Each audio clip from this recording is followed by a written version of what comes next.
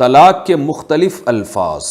وقاص ہاشمی فیصل آباد سے پوچھتے ہیں، ایک آدمی اپنی بیوی کو مختلف اوقات میں اس طرح کے الفاظ کہہ چکا ہے کہ تم میری طرف سے فارغ ہو، تم 3 حرف لو اور جاؤ، تم کاغذ لو اور جاؤ۔ ایک مرتبہ یہ بھی کہا کہ میرا اور تمہارا رشتہ ختم ہو چکا ہے، اب ان سے متعلق شرعاً کیا حکم ہے، کیا نکاح قائم رہے گا یا نہیں؟ نیز اگر قائم نہیں ہے اور وہ تعلق قائم کر چکے ہیں تو کفارے کی کیا صورت ہے؟ بھائی جان، اس میں جو پہلے الفاظ ہیں نا، تم میری طرف سے فارغ ہو، تو اگر یہ بیٹھے بیٹھے ویسے ہی کہہ دیے اس نے، تو پھر شوہر کی نیت پوچھی جائے گی، کیا نیت تھی؟ اگر طلاق کی نیت ہوگی تو طلاق ہوگی، طلاق کی نیت نہیں ہوگی تو نہیں ہوگی۔ اور اگر ایسے کہیں ہیں کہ کوئی قرینہ ہے جس سے لگ رہا ہے طلاق ہے، جیسے عورت نے طلاق کا مطالبہ کیا تو اس نے کہا تم میری طرف سے فارغ ہو، یا کوئی لڑائی جھگڑا ہو رہا تھا اور غصے میں آ کے اس نے ایسے الفاظ کہے، تو اس موقع کے سیاق و سباق سے یہی اندازہ ہو رہا ہے کہ اس کی نیت طلاقی کی تھی، تو بھی طلاق ہو جائے گی۔ ورنہ ان الفاظ سے جب تک عام قانون یہی ہے کہ طلاق کی نیت ہو تو طلاق ہوگی، ورنہ طلاق نہیں ہوگی۔ اس بارے میں میرا ایک کلپ ہے، ریکارڈ کروا چکا ہوں میں، کہ لفظ آزاد سے طلاق کا حکم، تو اسی میں لفظ فارغ سے بھی طلاق کا میں نے بتایا، تو وہ سن لیں آپ۔ دوسرے الفاظ ہے کہ 3 حرف لو اور جاؤ، تم کاغذ لو اور جاؤ، تو اس میں کاغذ لو اور جاؤ میں طلاق کے الفاظ نہیں ہیں، تو اس میں 3 حرف سے مراد اس کی طلاق ہے۔ تو یہ جو کہا جاتا ہے نا یہ لو اور جاؤ، تو اس میں بعض دفعہ تو یہ ہوتا ہے کہ دے دیے میں نے، لے لو، اور بعض دفعہ ہوتا ہے کہ مجھ سے طلاق لو اور جاؤ، یعنی طلاق لو اور جاؤ، ابھی لی نہیں ہے نہ میں نے دی ہے، لیکن تم مجھ سے لے لو، تو اس میں بھی شوہر کی نیت پوچھی جائے گی۔ اور یہ بھی کہا کہ میرا اور تمہارا رشتہ ختم ہو چکا ہے، تو یہاں بھی رشتے سے اگر نکاح کا رشتہ مراد تھا تو پھر طلاق واقع ہو جائے گی۔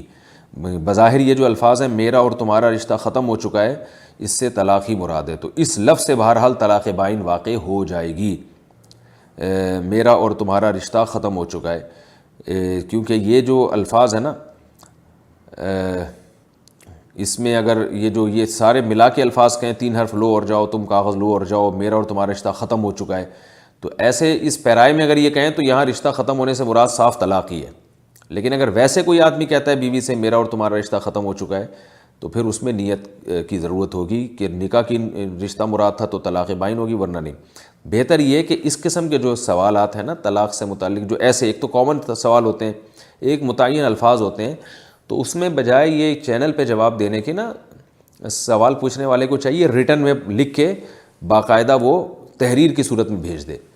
تو میں انشاءاللہ اس پر بھی ایک کلپ ریکارڈ کرواؤں گا کہ جو لوگ اس طرح کے مسائل جن میں، کیونکہ ہمیں تفتیش کرنی پڑتی ہے ایسے مسائل میں فون نمبر ہو، پھر فون کر کے ہم اس سے پوچھتے ہیں کہ آپ کی نیت کیا تھی، سیاق و سباق میں بات کیا چل رہی تھی، تو یہ پوری جب تک صورتحال سامنے نہیں ہوگی کوئی فیصلہ کرنا اس بارے میں مفتی کے لیے ممکن نہیں ہوتا۔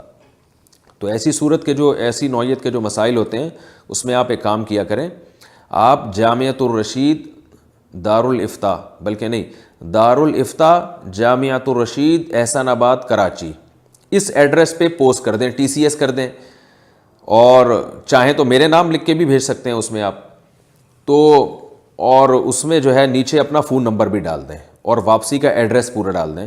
تو ایسے سوالات کے جواب مفتی حضرات جو دیکھتے ہیں وہ پھر یہ دیکھتے ہیں کہ اس سے ہمیں کوئی انفارمیشن لینی ہے تو وہ فون کر کے آپ سے مزید معلومات لے کے اس سوال میں ایڈ کر دیتے ہیں، پھر اس کے مطابق جواب لکھا جاتا ہے۔ ڈرائیور کے لیے لائف انشورنس کرانے کا حکم۔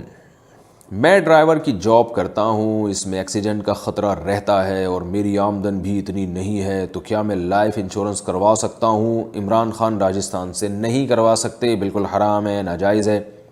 اگر آپ کو ایکسیڈنٹ کا خطرہ رہتا ہے تو آپ کو چاہیے، دیکھیں جب آپ لائف انشورنس کروائیں گے، ایک طرف کہہ رہے ہیں میری آمدن اتنی نہیں ہے، تو لائف انشورنس فری میں تھوڑی ہوتی ہے، آپ کو اپنی آمدن سے کچھ حصہ کمپنی کو دینا پڑے گا۔ کمپنی والے تو پیسہ کمانے کے لیے بیٹھے ہیں، کوئی فی سبیل اللہ تھوڑی بیٹھے ہیں، وہ کچھ پیسے آپ سے لیں گے، تو پھر اگر حادثہ ہو گیا تو آپ کو زیادہ دیں گے، نہیں ہوا تو وہ کھا جائیں گے وہ۔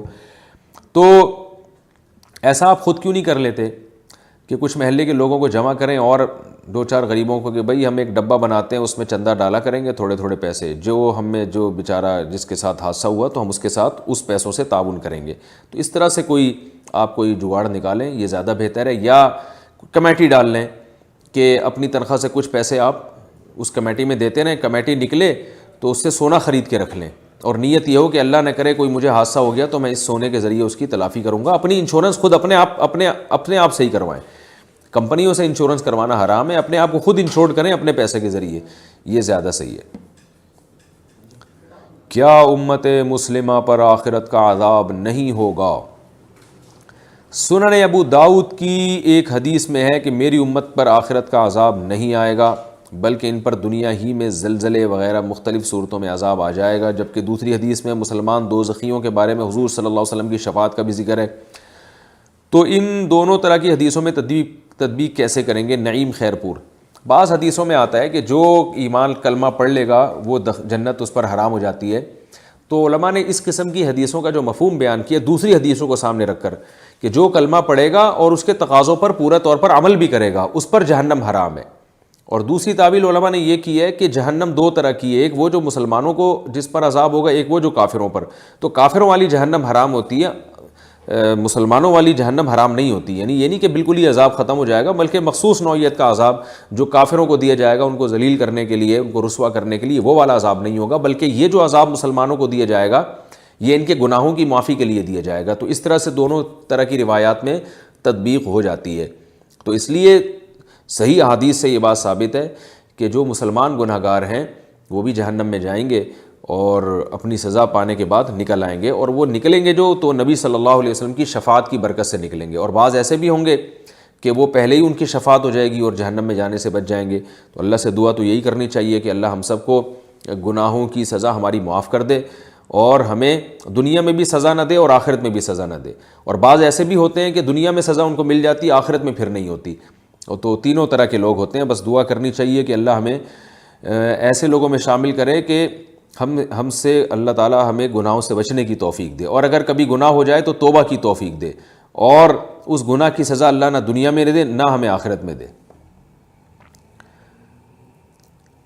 جماعت میں دیر سے شامل ہوں تو ثنا کیسے پڑھیں؟ اگر نماز میں تلاوت شروع ہو جانے کے بعد شریک ہوں تو ثنا کی ادائیگی کس طرح کریں گے؟ واجد صاحب کراچی سے. بھائی اگر تلاوت شروع ہو جائے نا تو پھر ثنا نہ پڑھیں، چھوڑ دیں. پھر حرم کا چینل چلا کر ذاتی کاموں میں مشغول رہنا.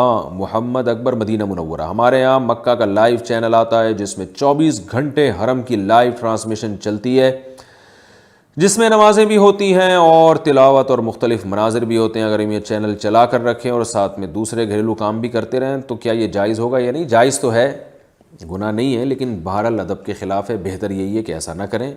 مقدس چینل ہے، جب اسے دیکھنا ہو تو دیکھیں، نہیں ہو تو بند کر دیں. بہتر یہی ہے. کیا ناپاکی خشک ہو کر پاک ہو جاتی ہے؟